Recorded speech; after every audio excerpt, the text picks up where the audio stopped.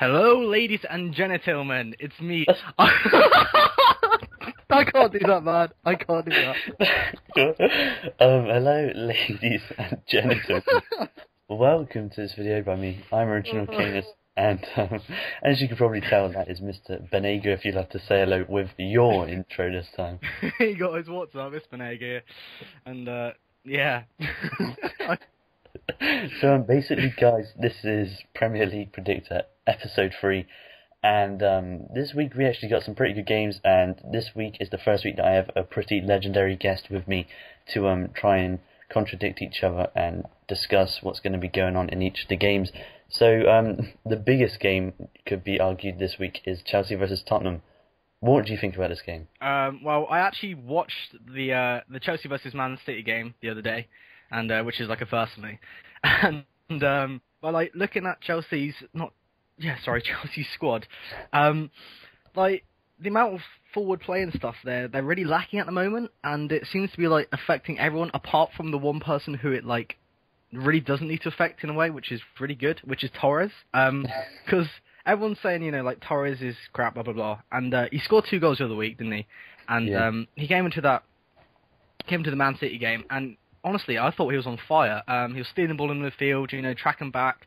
Like, it was like a little ferret kind of thing, just, you know, nipping in and out of things and just grabbing the ball when they least expect it. And I think he's going to have a good show against Tottenham. But the thing is, at the moment, they're both actually on a bit of a losing streak, aren't they, Chelsea and Tottenham? Yeah, and obviously Tottenham had that match called off against Bolton, which was a bit of a shame. Yeah. But as you were saying with Torres, I heard from quite a few people on Twitter, I didn't watch the match myself, that Torres is having a pretty good game. And unfortunately, I think he got subbed off. Yeah, he got subbed off in about the 70th minute, I think. And you could see on his face he was a bit peed off, but...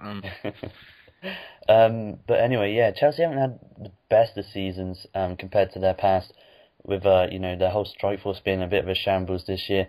And I wouldn't say that the defence of the midfield was any better, but what would you say the score of this game is going to be? Well, from what I know, Chelsea have actually conceded more goals than they have this season so far in like a long amount of time, about a couple of years or so. And I know it sounds really stupid, but like a little fact like that, if they get told, you know, guys, why we're conceding so much, it might be lingering in the back of their heads. And you know, after that comeback from Man City, I think it's actually going to be probably a 3-1 win for Tottenham. Do you? Yep. Well, I don't know. Chelsea at home as well. So is Chelsea at home? Yeah. Okay, I'll take that back to a 2-1 for Tottenham then. I still think they're going to win. I'm actually going to go ahead and I'm going to call it 2-0 Tottenham. 2-0 Tottenham? Yeah, I think that Tottenham are a really good side, and at the moment Tottenham are 4th and Chelsea are 5th, so it's proven that they're having a better season than them already. Yeah. And, you know, I think Tottenham are a very strong side in terms of attacking with Adebayor, Van der Vaart, Modric and Bale, etc, etc. They've got a really scary attacking, and, you know, the rest of their team is not too shabby either. So the next game is Arsenal versus Aston Villa. Any thoughts on these two teams? Well, Arsenal obviously have gone up in the table, and you know, pushed a bit ahead of Tottenham by only 1 point, which means they're going to be wanting to hold that third spot. You know, after Arsenal's really patchy start at the start of the season, they've just played diabolical. Yeah. But they've really picked up form as of late, and I don't know. I think it's actually going to be a big win for Arsenal against Villa.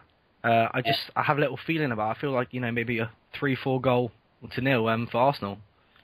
Yeah, well, as you're saying, they did have a pretty poor start to the season, and it just seems like Rosicky recently has turned his swag on, getting, I think it was a couple of goals in the past couple of games, and Theo Walcott has been playing pretty well in the past couple of games, in my opinion. I'm going to go ahead and I'm going to call this game 3-0 into Aston Villa.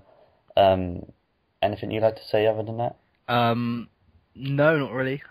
No one really likes Arsenal. I'm kidding. We all love Arsenal, don't we? Okay. Alright, okay. Yeah, I'm sticking with an Arsenal win, so. Alright.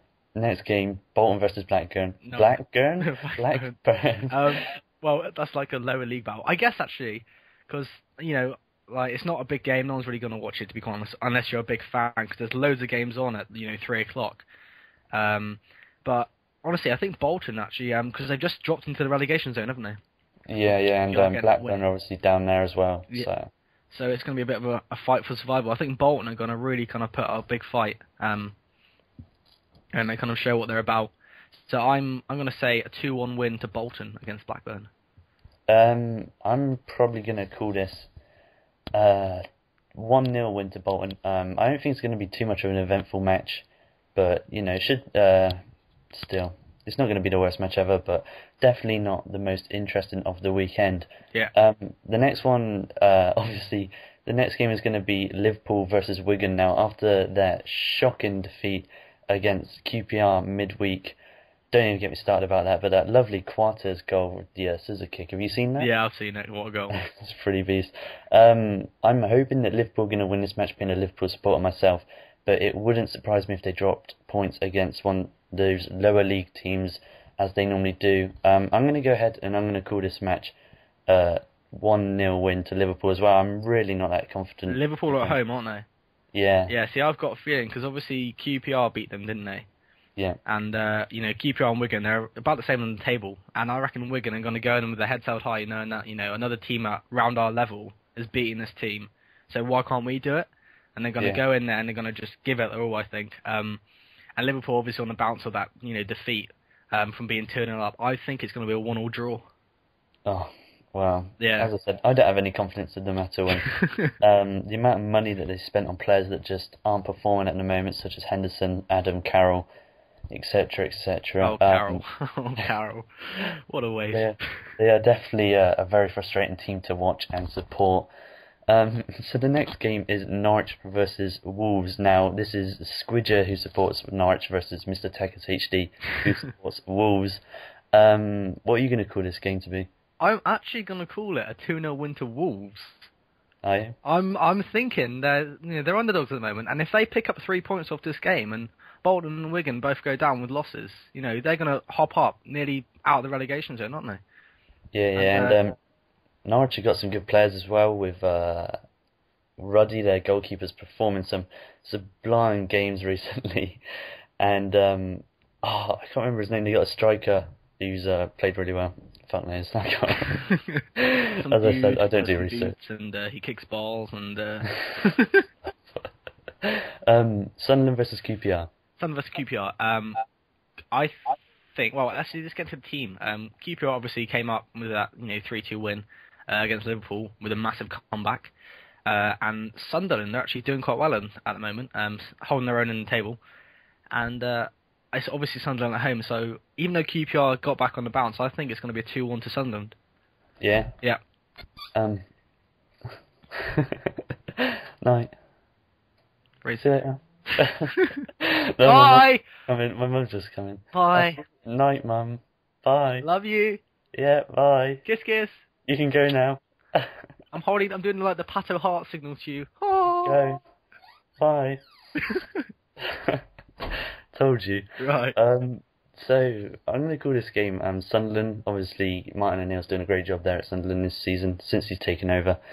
And although QPR obviously going to be on a bit of a high after their win against Liverpool, I can tell my mum's probably on the other side of the door listening to this. I'm going to call this 2-2. I'm going to call this 2-2. Yeah. Swansea versus Everton. 10-0. No. I think Swansea actually, like as of late, have been performing like incredibly. They've really, they've shown their own. This is their first season in the Premier League, isn't it?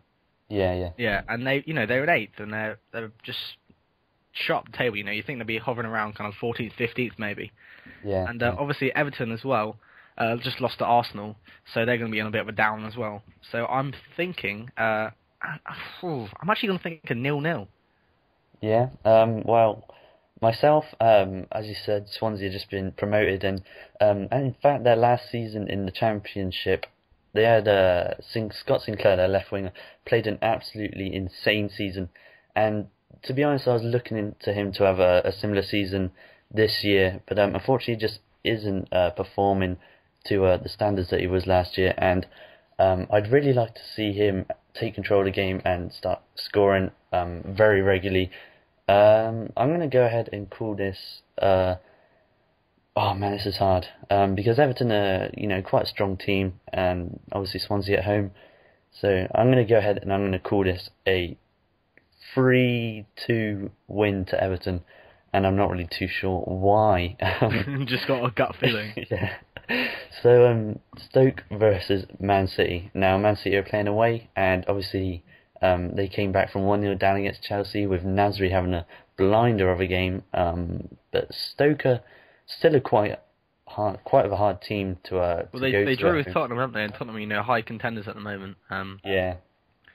So Yeah, that's kind of knocked me off my commentary a bit with my mum coming in. It's always kind of awkward.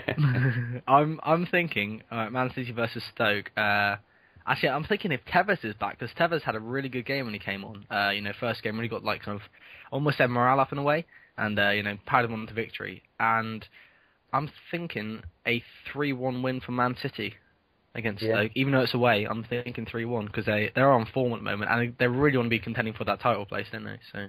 Yeah, I'm going to go ahead and I'm going to call it 3-0 to Man City. I think that their strike force, however good the defence seems to be at Stoke, I think the strike force of Man City is just going to completely destroy them. And 3-0 seems a reasonable score for myself. So the only game being played on Sunday at 4 o'clock is West Brom versus Newcastle. Any thoughts on this game? 0-0 draw. Yeah. Well, actually, when you look at it, Newcastle are in fact 6th at the moment, and West Brom are in 13th. Yeah. Still thinking Newcastle draw. Newcastle got Demba Ba and Cisse, as well as people like Kabayi and Ben Arthur and all that jazz. Yeah. So you've already made your thoughts very obvious at a 0-0 draw. Yeah. Very boring game. Don't watch it. Sunday. I'm going to go ahead and I'm going to call this 2-0 win to Newcastle. I'm sure there's going to be many people in the comments going, "Oh my God, what are you thinking? You obviously know absolutely nothing about football," which is partially true. I know absolutely fuck all. It's unreal. So the last game of this weekend is actually played on Monday at 8 o'clock, and it is Man United against Fulham. What are your thoughts? I don't know why. Although I like Man U, which some people might hate as well, I've got a feeling they're gonna lose. Yeah. One, it's an odd day, they're not playing with everyone else and stuff.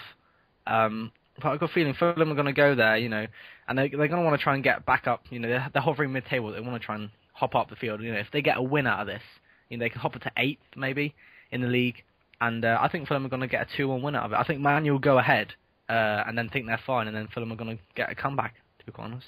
Yeah. I mean, in my opinion, Monday night games are never really the best compared to the weekend games, and so I'm gonna go ahead and I'm gonna call this just a plain and simple 2-0 win to Man United. Yep. It would be one of those that they aren't going to struggle to win, and yet one of those that they aren't going to have an absolute rout and score 6 or 7.